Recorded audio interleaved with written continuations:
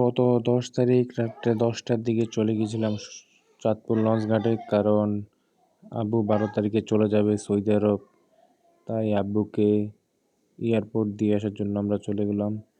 তো আমাদের লঞ্চ হলো 12 তারিখ রাত্রে 12টায় ছাড়বে। আমাদের লঞ্চ ছাড়বে 12টা 15-তে।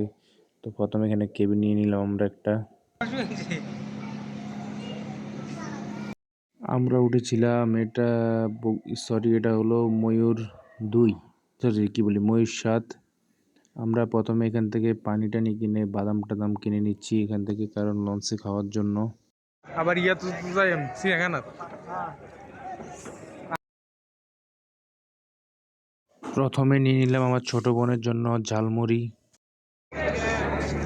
এর কতটা 60 টাকা না?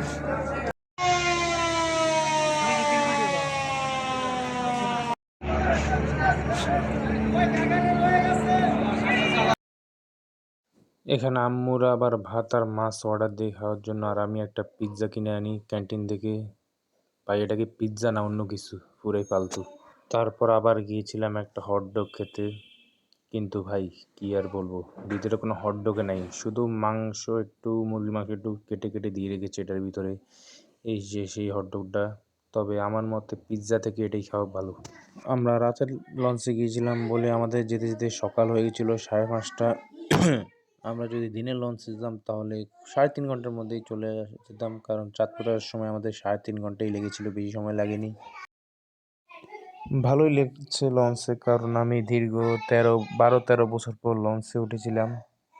লঞ্চে উঠেছি কারণ আমার শেষবার যখন লঞ্চে উঠেছিলাম তখনই আব্বুকে দিয়ে আসতে গিয়েছিলাম।